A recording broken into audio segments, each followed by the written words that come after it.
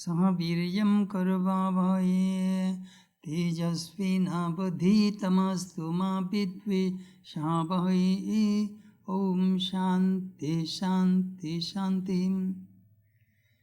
May Brahman protect us, may He guide us, may He give us strength and right understanding. May love and harmony be with us all. Om peace, peace, peace be unto all.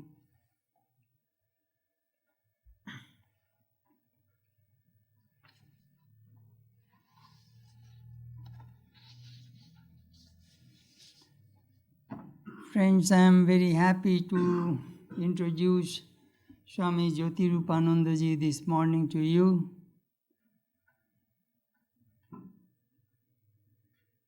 He is the head of the Ramakrishna Vedanta Center in Moscow.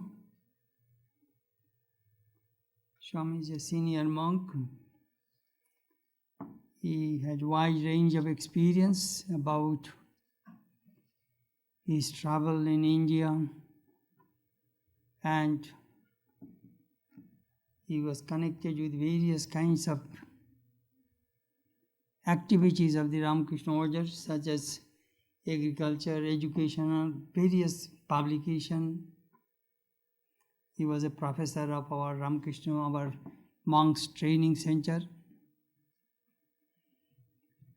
He was transferred to Russia in 1991. Last 15 years he was working there.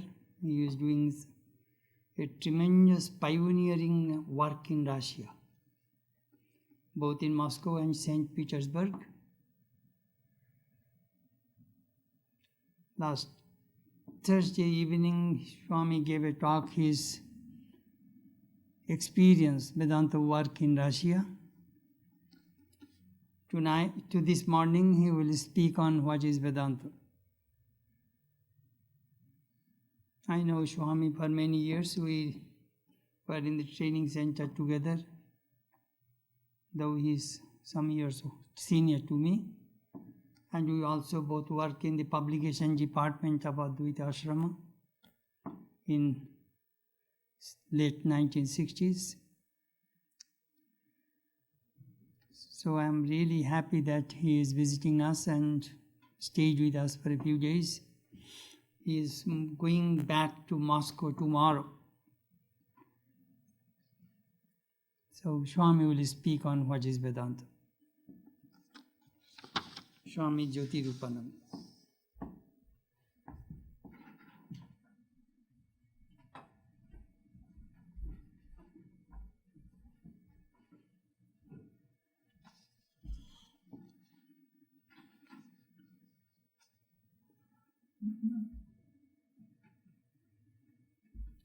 Thank you, Swamiji, for your kind introduction about me to our dear friends. So this morning, as I am requested to talk on the subject is of course a great subject in the sense it carries the idea of supreme reality. And you are much acquainted with this subject, I know. So, what little I know about the subject, I shall try to put forward before you.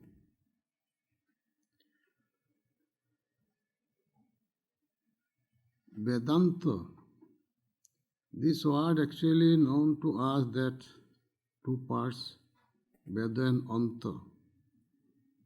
That is essence of Vedas, or you can also add there to say it is the conclusion or concluding parts of the Vedic literature. However, when we say it is the essence of Vedas, it comes to our mind that each Veda has its key word, which we call Mahavakyas, Mahavakya, great sayings. And one sentence, we get the whole gist of each Veda. So, here in Vedanta you will find that these things are actually elaborated in its various ways. So, when we say it is essence of Vedas, so the most famous Mahavakya is Tattvamasi, that thou art. You are Brahman. You are the supreme reality. That is the topmost idea of the Vedanta. Again this is from Samaveda. The sage Uddalaka was teaching his son Shetaketu. O Shetaketu, Tattvamasi, 9 times in the Upanishad, he repeated and explained so nicely so that his son can be convinced. Then again in Yajurveda we find that getting the teachings of the teacher, disciple understood, Aham Brahmasmi, I am Brahman. That is a statement about which so many discussions have come out in our modern times, that how is it possible? I am the supreme reality. But this ancient wisdom of the ancient sages confirmed it very boldly, and it has also great significance needed for every individual. Then again other two Vedas also gave the same idea in a different way, very nice, that Ayam Atma Brahma, this our individual self is Brahman, the supreme reality. So same thing put forward in another way. And the Atharva Veda, it says, Prajnanam Brahma, pure consciousness is Brahman. So, concerning it is Mahavakya, great saying of the Vedas, rather gist. If you want to get the Vedic wisdom, you have to understand and get convinced about that. This is really Vedanta. This is the essence of Vedas. These things are very clear that these are the essence. So, Vedanta contains these ideas elaborated in the Upanishads. So, if we quote a definition of Vedanta from Sadananda Yogindra, the follower, one of the followers of great Shankaracharya, he defined it as this way, that Vedanta Namo Upanishad Pramanam Tad Upakarini Shariraka Sutradini Cho. Also it is a nice definition that Vedanta is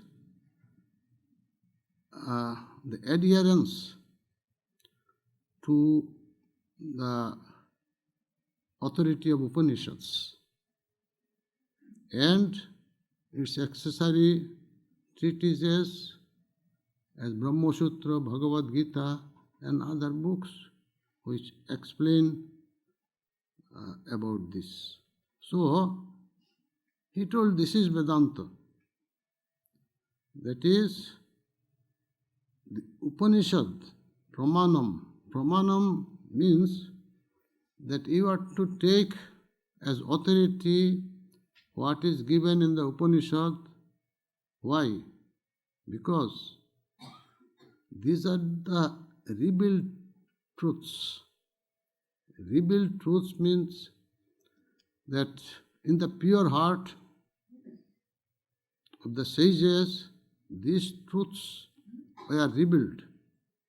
the eternal universal truths about this world, about God, about nature. Some universal truths are there, eternal, they are, and we say, or Vedic followers, they say that these knowledge are always with God. It is God's knowledge. So, it is nobody's discovery in the sense or imagination or creation of this knowledge. This knowledge just always they are with God. With God, how it is that we describe the Supreme Reality as Satchidanandam, existence absolute, consciousness absolute, bliss absolute. That is, this consciousness aspect, what does it mean? It is the basic from which all the knowledges are the expressions. Knowledge, of course, it is secondary thing because knowledge cannot be expressed without subject and object. And Supreme Reality must be beyond this level, where subject-object merges. It is beyond subject and object. So, you can say it is consciousness. Now there, consciousness, that is, we express as knowledge, and what knowledge? These truths are there always with God. That we understand by consciousness absolute. It is in the seed form or it is a form which we cannot express in our language. But human mind, if it is able to reach to that level, then these knowledges are revealed. And Upanishadic sages, to them, they exerted to that extent as to reach to that level and got these truths. So that is not their truths, but truths revealed. And it follows from that any time, anywhere, if a man can transcend his mind and goes beyond the level of mental sphere, then he will experience the same truth. So, there is a Upanishadic saying from the Katha Upanishad, Esho sarveshu bhuteshu gudatmana prakashate drishyate tu agraya buddhya sukshmaya sukshmadarshibhi. So, an assurance is given from the Katha Upanishad, which is actually this Upanishad, that is Vedanta, that this Atman, this Supreme Reality, is in every being, remains hidden. In every being, sarveshu bhuteshu, gudatma no prakashate, remain hidden and does not manifest.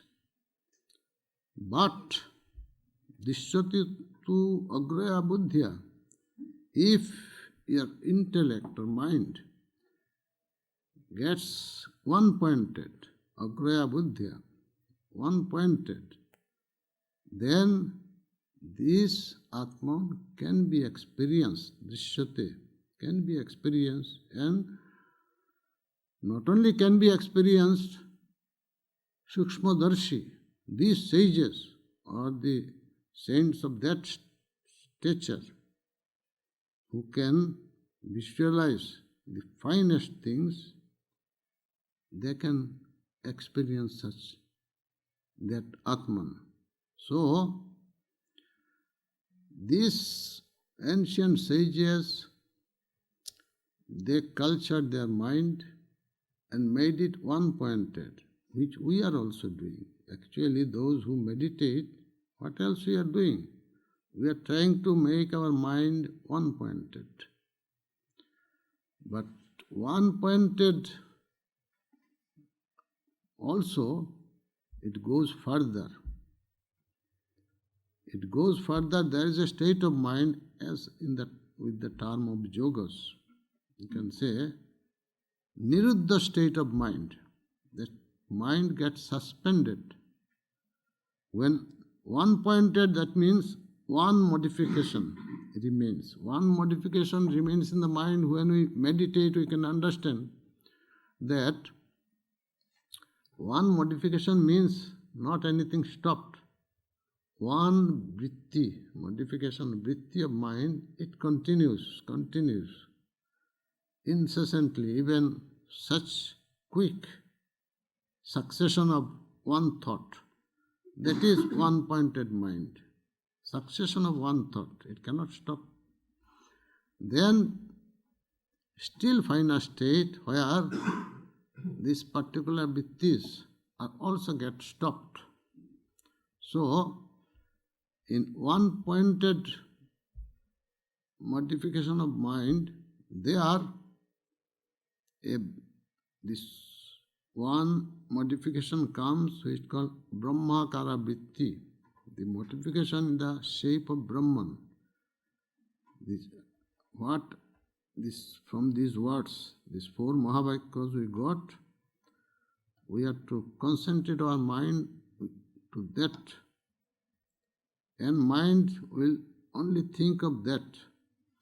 And when this goes to such an extent, continuous flowing without any type of break there, then all our ignorance, all our nescience got burnt out of that, because this Brahman's appearance got so clear that last vritti, last modification also gets completely suspended.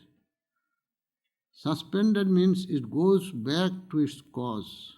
All our mental modifications have come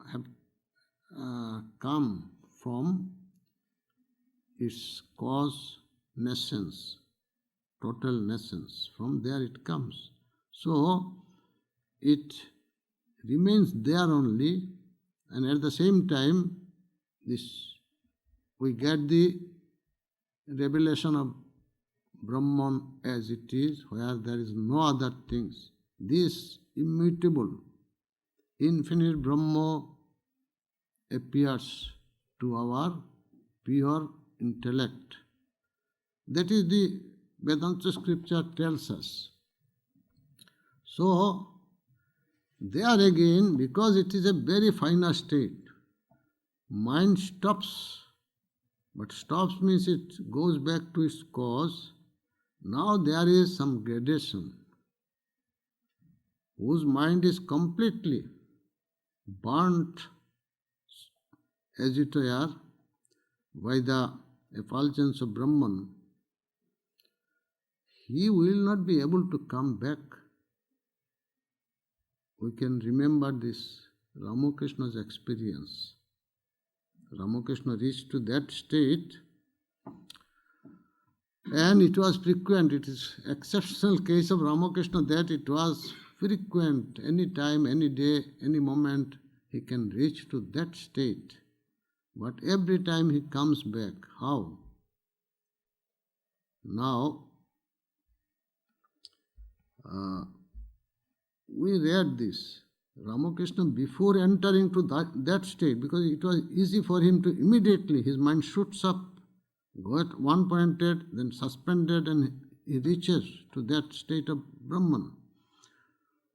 But before that, he repeated one desire: I shall drink water, I shall drink water, I shall smoke, or something like that. He will repeat to press it into mind that this, in one part of mind, it must remain. If it remains a little means in the ocean, as he told, a stick is there, the stick will not be an obstruction to get the to see the ocean. So this one thoughts somewhere in the mind it remains and are like a thread.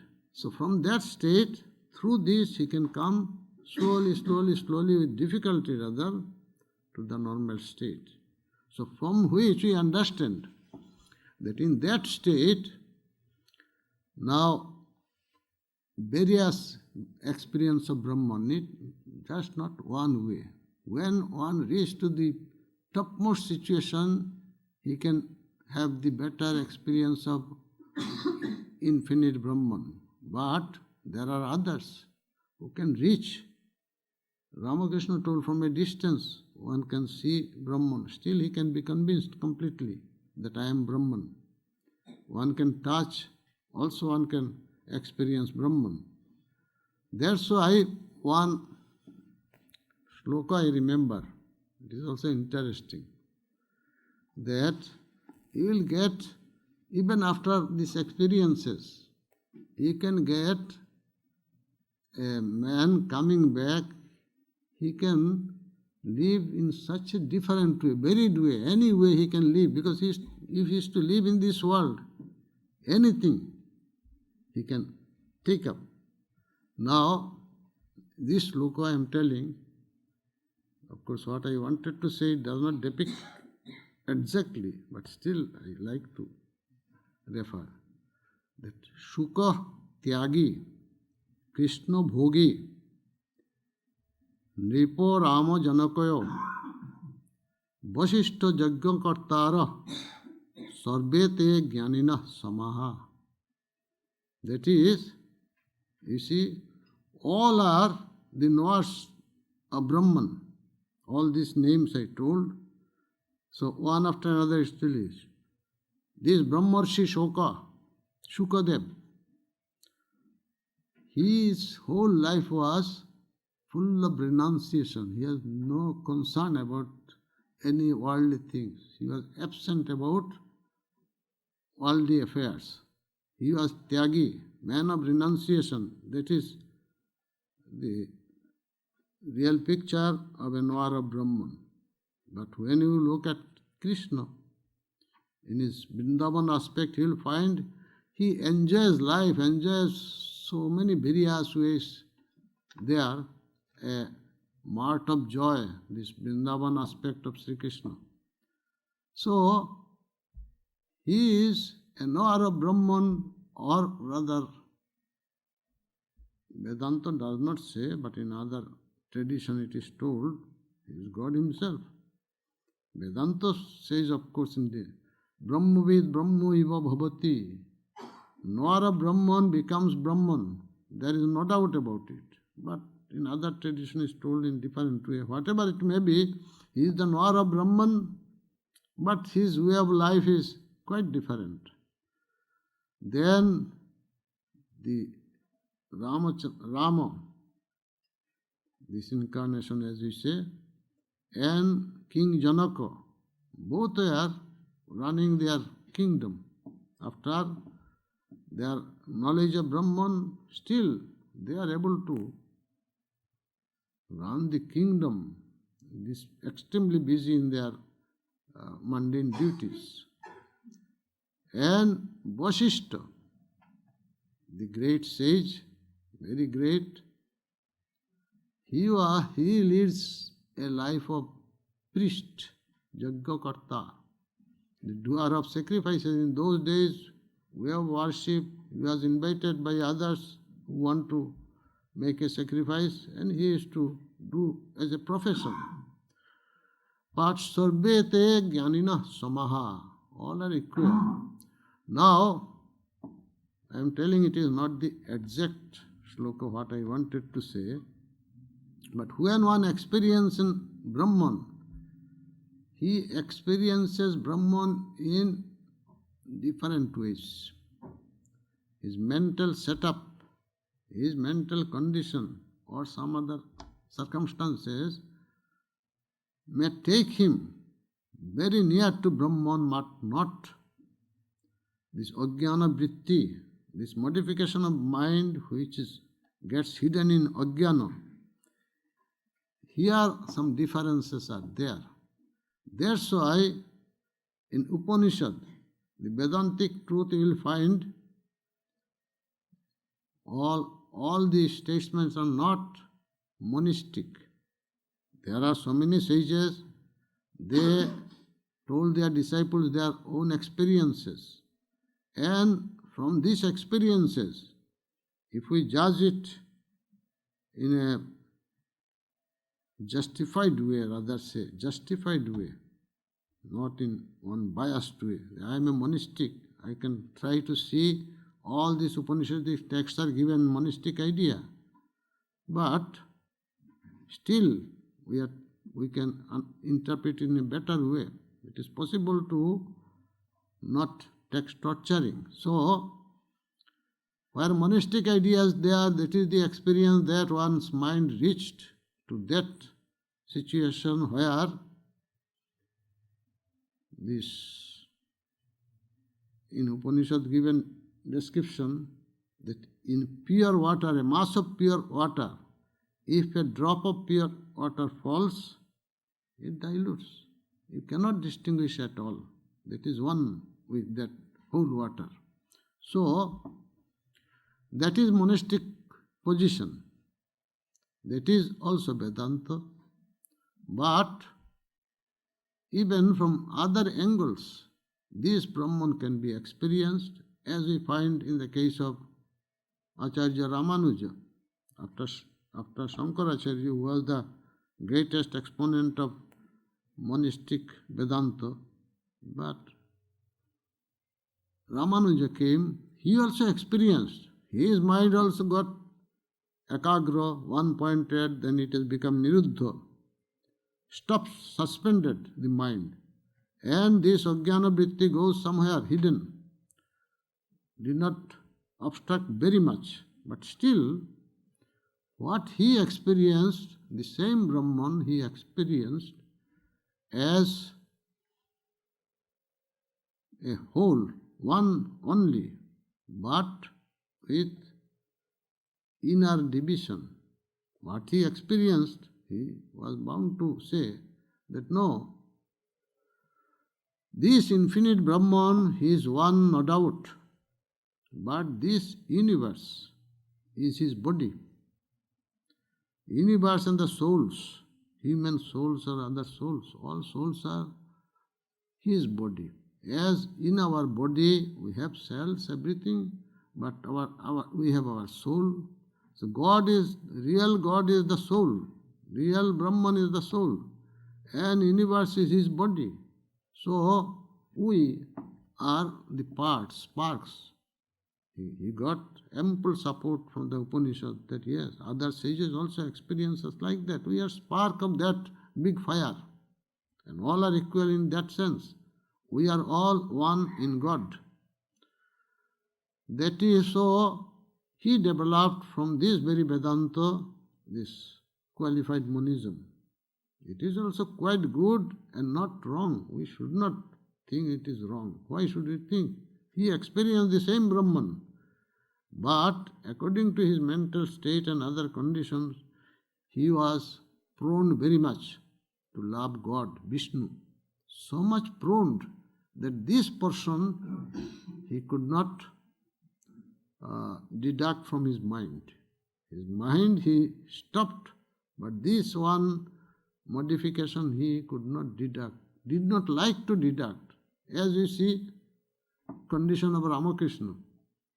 When he was entering into this Nirvikalpa Samadhi, first he told, I fail. I cannot. My Divine Mother, living Divine Mother appearing every time in my mind. How can I reject her? I cannot. Anyhow, finally Ramakrishna could go. Strong sword of knowledge forced him to go further and told from there it goes far, far, far above and found the one and one without second. That is. So, this now, if I get my Vishnu so loving that I find only I am to surrender to him. Prapatti, the word very much loved by Ramanuja. Prapatti, self-surrender. He is God, Vishnu, that is all right. And we can love him, we can express our mind in everything. That is a nice way, and that is true. So he did not like to go to that extent. But after all, to reach the highest point, that is monism. So he remained there. Not that he could not even get, sometimes they get even some hints there, but still their mind stops. Love of God, wonderful spirit of love. I love, that is what, as our Vaishnavas Ramakrishna told, that I don't like to become sugar, I want to enjoy sugar. So that is, if your determination is like that, you cannot transcend that level to go to the highest reality. So that was also Vedanta, also the truth expressed in another way, beneficial for human beings who are there to follow monism so strongly.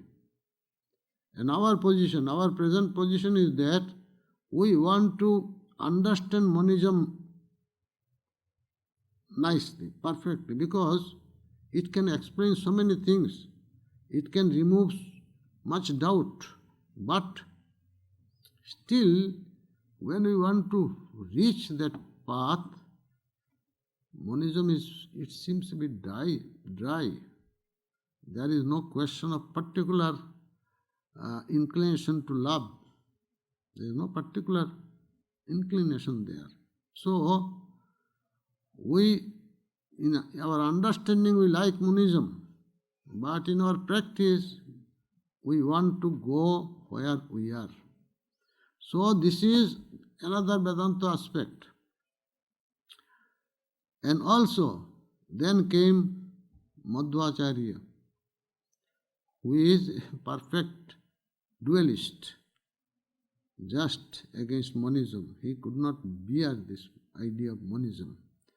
And to him, rather his ideas are more popular.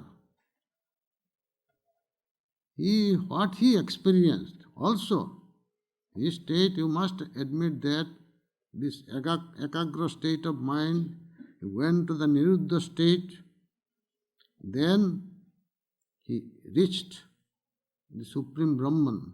But because his mental propensity, another condition of mind, he understood this Brahman slightly differently. He told how I and Brahman one. It cannot be. He is great. I must think ourselves, he created me. This universe is eternal.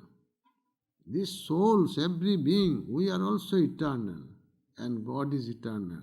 Three realities are there. And also, rather, he was exponent of pluralism. But because God is one and others are different from him, but absolutely controlled by God, he is the controller, his will is supreme, everyone should submit to his will. So, that is also the same Vedanta expressed in a different way, and we call dualism, and in a practical sense, it is also rather easier.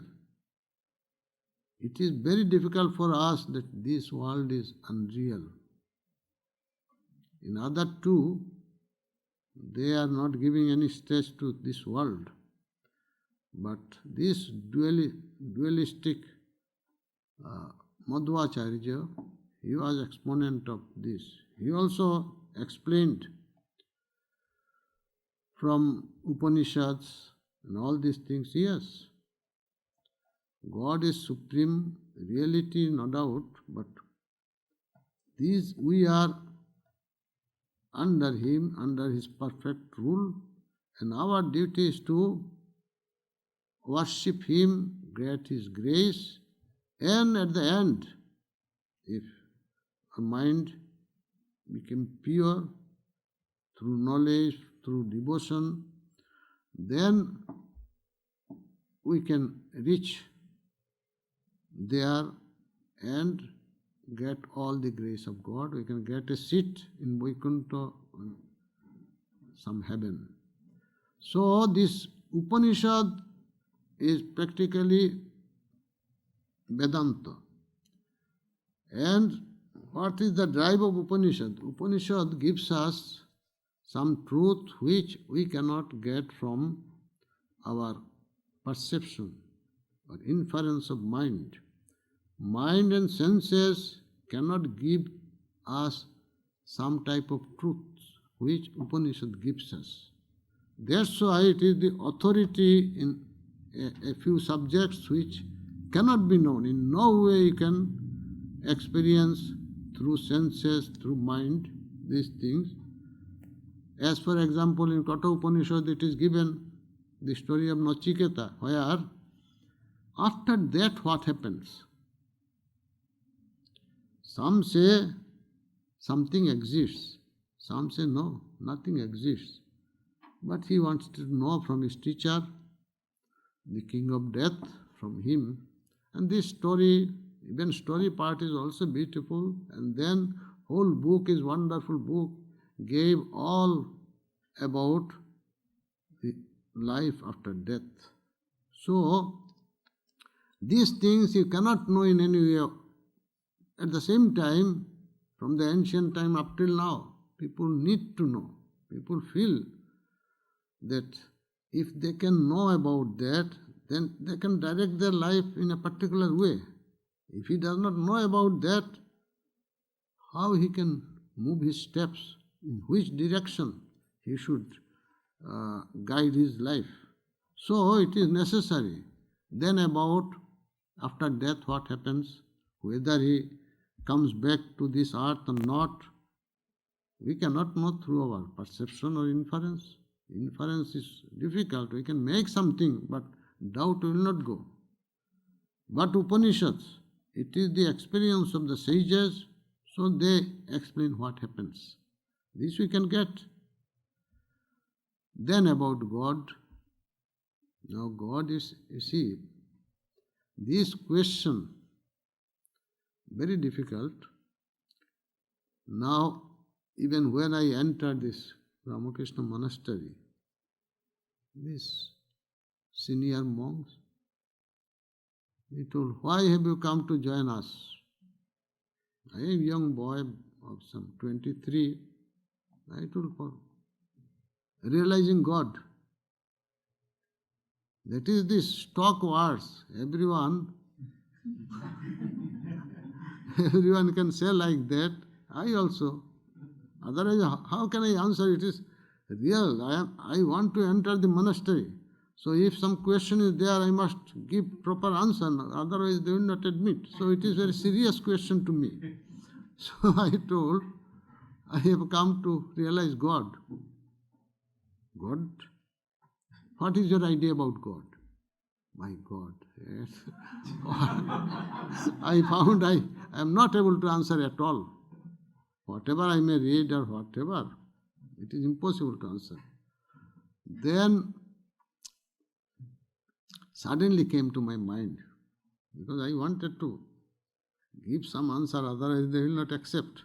So I told Ramakrishna is my God. I want to realize him. I want to see him. Anyhow, that stopped him. He did not utter any more word, no philosophy. There is it is the weakness there. So suddenly when I told, he is satisfied. From that time on up till now, I was trying to understand actually that what exactly God. If you say this Vishnu, Krishna, Durga, as commonly we say, then we understand all right. Vivekananda told about these incarnations, that what will be your idea of God? Your idea will be God. God cannot be beyond man. Anyway, but if you take these incarnations, so many highest qualities are there in them, their life is there, you can better understand God in the incarnation than imagine God in some way or other. So that's why you understand this life of Christ, Buddha, Rama, Krishna, and now Ramakrishna, that if we take them just a representative of God, or through them if we see God, that's quite nice. Because we need to get some higher qualities to go higher to experience God. So, by taking them as God or man of God, we can just quite develop ourselves. But that will not solve actually our queries. So, monistic Vedanta gives much idea that God is infinite, immutable, changeless. That can explain many things, but question still remains, as in the Vedanta, that how unchangeable Brahman or God can become this universe. Upanishad says that he is the material cause as well as efficient cause of this universe. Now, if he is changeless, how can it be material cause? From gold we make ornaments, gold changes into ornament, then only we can say gold is the material cause of these ornaments. But here we do not find that he is already told Satyam Jnanam Anantam Brahma. So, Shankaracharya gave an idea better convincing, because there are some theories, Parinamavada, which this cause transforms into effect, transforms. Milk changes into curd, butter, and other things. This is Parinama. Now, how can we apply this? This Brahman or God, he has been changed into this, then he is no more there. If he changes into universe, where will get him? He has been already changed. Or a person has been changed also. Difficult to get proper explanation. But when Shankara gave this Vivartavada, that is appearing a change. Change in appearance, but not real change, and gave also example, very set example.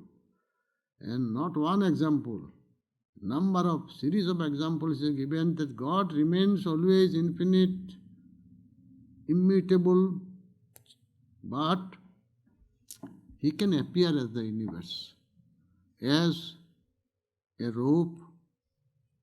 By mistake we can see a snake. When we see it as snake, we are sure that it is snake. But when you bring light or something, then you find that rope remains as rope, but it is my mind which create this illusion, and I see it as snake. So this way, infinite immutable Brahman can be explained that it appeared as this universe. Now, because of our habit, we can so much give importance that no, this is real.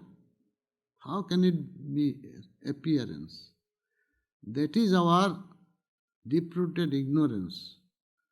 We must think about again deeper and deeper and should understand that it is not that real. Reality means this is still there should not be any doubt. Least of doubt should not be there. That state is highest state of our mind. But in whatever you see, we have so much doubt in so many things. We are not at all free from doubt. That's why, then again, this Upanishad again tells us, Vidyate hridaya granthi, chiddante sarva samshaya, kshiyante chasya karmani, tasmin diste parabore. When you see that truth which is beyond grosser and finer, if you experience that one, then all the bondages of your heart gets cuts asunder. Then again, all your doubt will be completely removed. Kshiyante, chiddante, sarva samshaya. All doubts of the mind, doubts of the heart will be completely gone. That is the sign of your experience. And then this all past impression which leads us to numerous birth, all this get attenuated.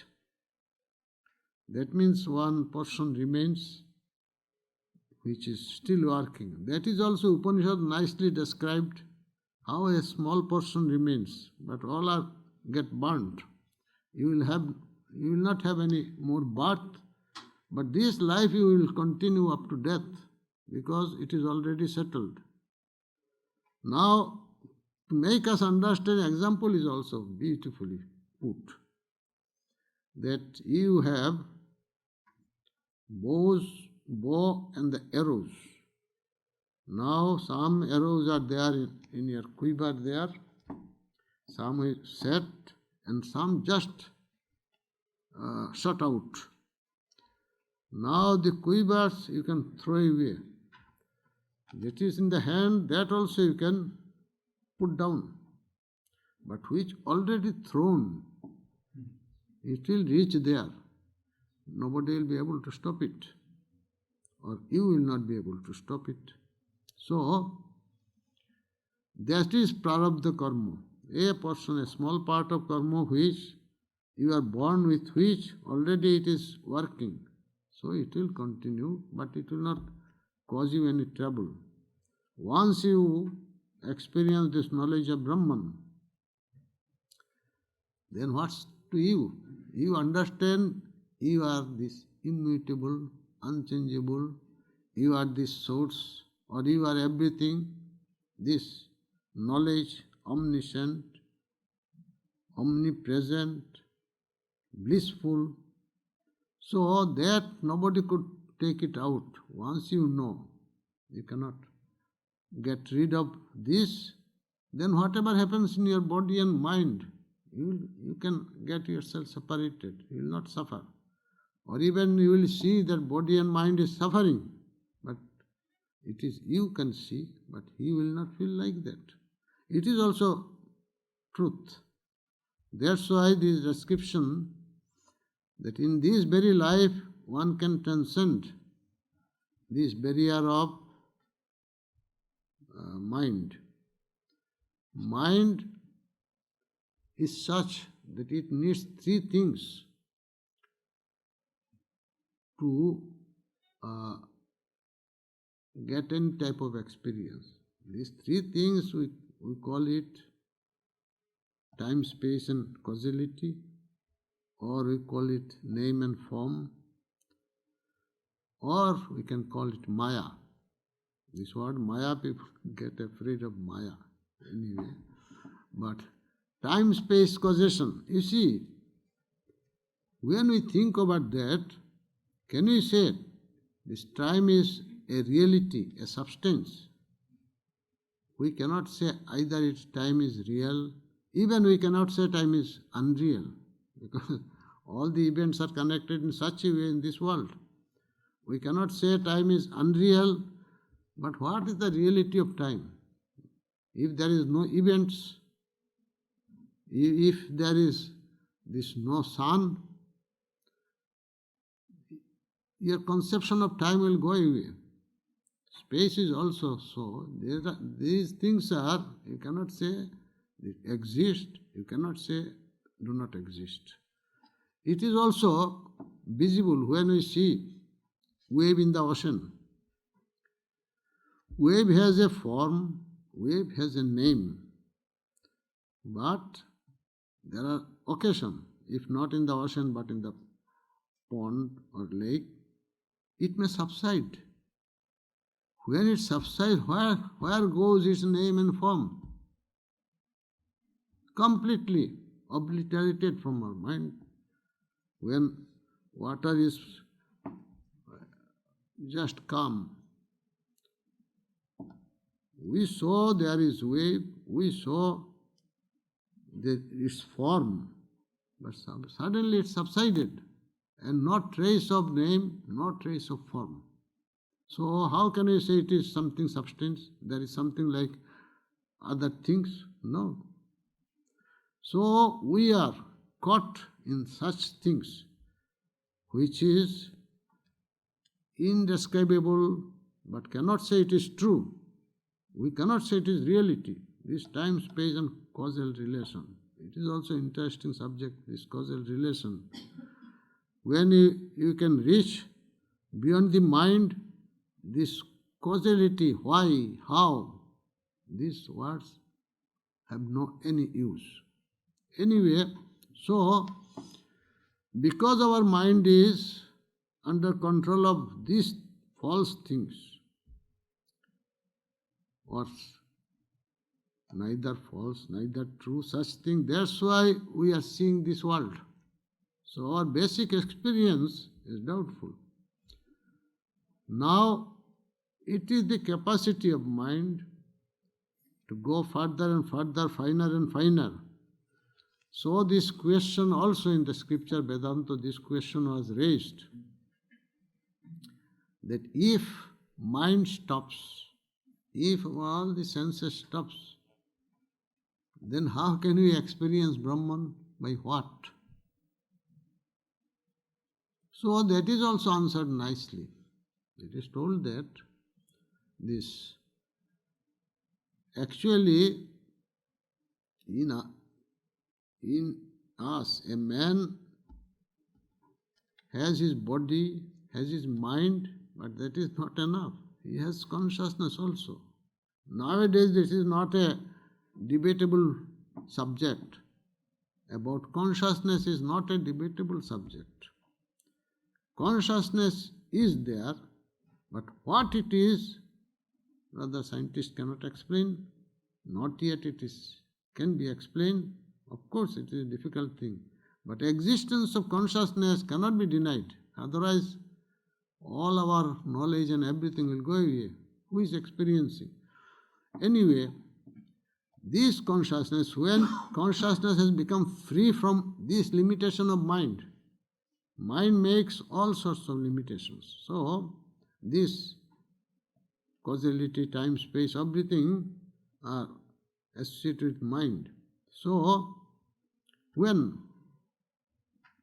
these things are gone, mind goes means time goes, space goes, causality goes, but your consciousness remains.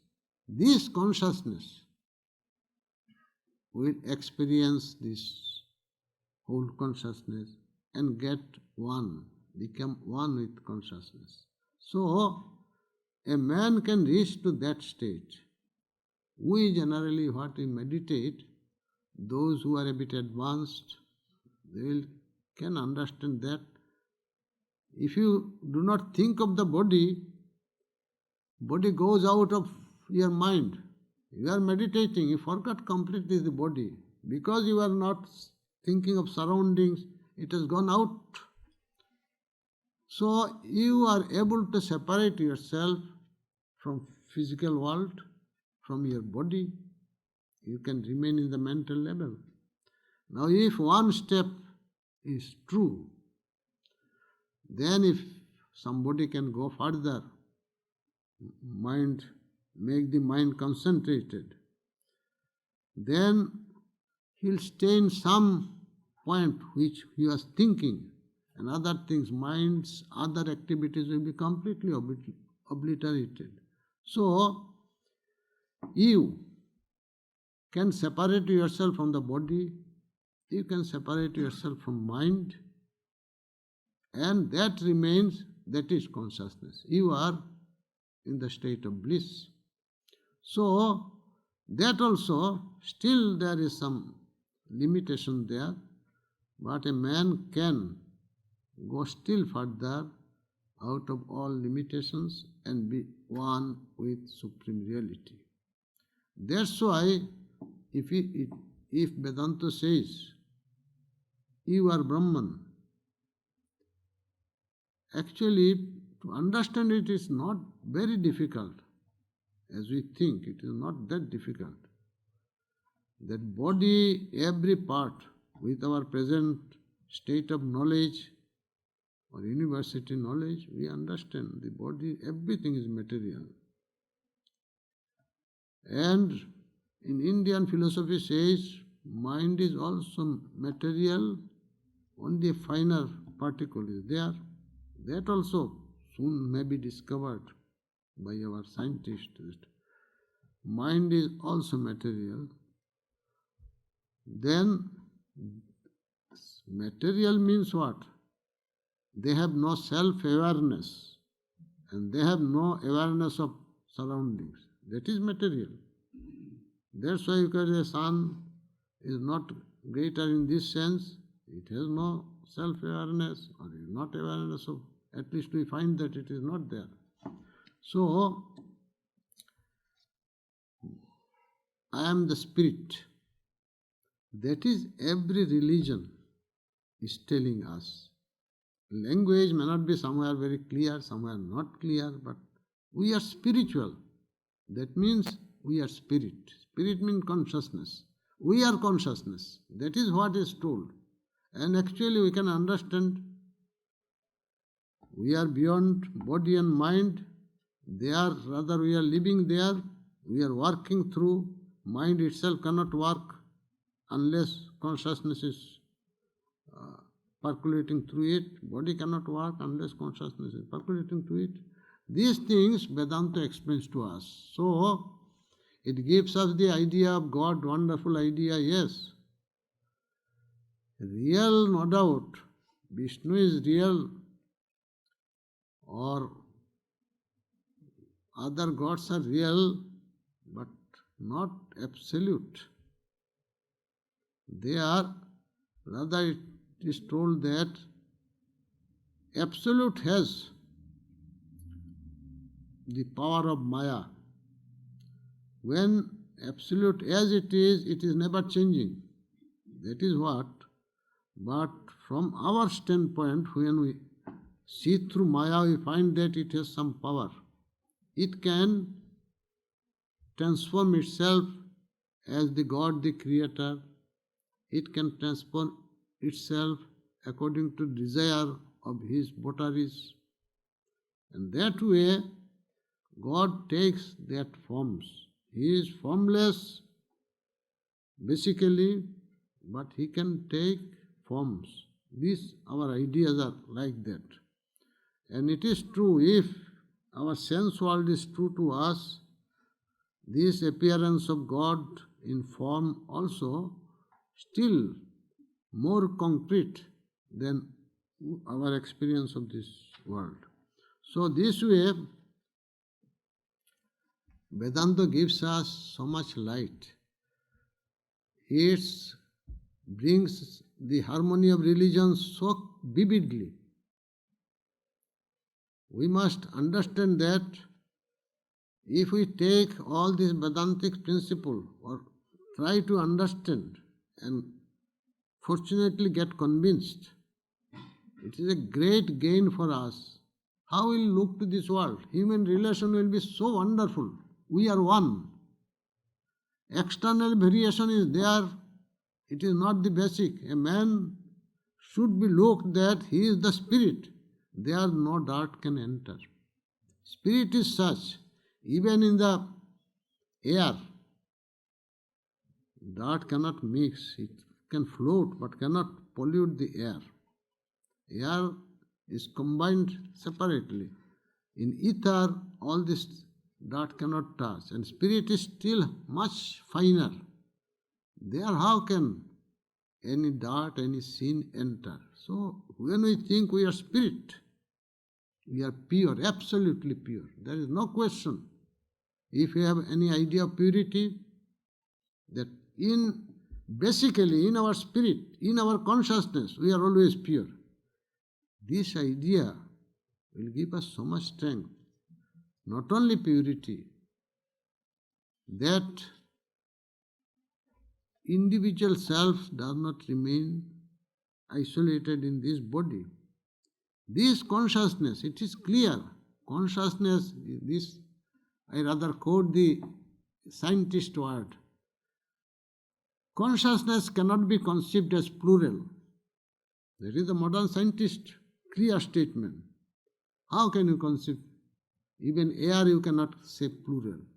Air it is everywhere, so many airs you do not say. Ether you do not say many. It is percolating, nothing can obstruct, it cannot be. How? And which is formless, it must be. It must be one. So, if consciousness is one, and it is everywhere, whatever covering may be, we are one. So that is the true outlook about human beings or even other beings, that we are connected. Basically, we are one. Appearance, way is different, so don't give much importance to that part which is doing wrong, which is limitations. Different body has different limitation, different mind has different limitations, but in spirit we are one. Why not give importance to that? Our relation, human relation should be like that. So you see, Vedanta gives us this type of strength. We are one. Oneness of existence is the prime statement of Vedanta. Then again, immortality of soul. You see, if one practices, you find that what a great solace. He is fearless. No question of dying. What? Body goes, but I am able to separate myself from the body. Body goes. I am there. Still I am there. This is, even nowadays, are experienced by many. I have seen many monks' death. Yes, really, when I was young, it was very astounding. They are telling, my mother has come. You see, one instance, just I am telling how we experience like that. He was ill in the hospital for 6 months, a monk, mother's disciple. At the time of death, he was calling other, in one room 6 patients were there. He told, brother, I am leaving, my mother has come, I am going, to everyone. Now, so long this patient did not know he is a monk, because in her hospital they have special dress, and he was such person who did not exhibit that he is a monk. What he is doing, he knows how he is passing his mental development. Now, at the time when he was telling like that, and they saw, just simply passed. My mother has come, I must go. Now nurses are there, it happened in Calcutta hospital. Then nurses also heard these things. They were surprised. At that time no monks were present. When they came, they are asking, this man died that way. And calling, his mother has come and is going, such a nice way of death, how it is. So joyfully he lived, and even he told, take goodbye to everyone. That is also nice. Going, a man is going as if his journey, making a different journey.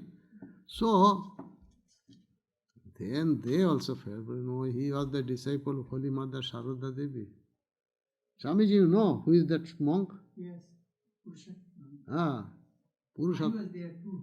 Ah. I carried his body on my shoulder. Ah, you see, it is not one. I have seen many. So you see, if you transcend and get related with higher mind, with spirit, somehow in the form of God or in form of incarnation, whatever may be, you are directly associated with your own spirit. Then what is death? No, not care for death. So, this immortality of soul, that was a boon to us to know that, and accordingly we can lead our life. So this is the teachings of Vedanta. There are so many things are there in Vedanta, but everything is interesting and more convincing. We need this Vedanta. It brings morality in our life. Again you see, our society is losing value, and that is the great problem of modern time, everywhere, all over the world. We are losing our value. We cannot give some education to our children. This ethics is as if it is nothing. Now this Vedantic truth are basis of all ethics. What should be our relation with others? How we should live life? This too is well directed. This our civilization will get changed. That's why all this striving of Vedantic preaching. So, thank you for your hearing.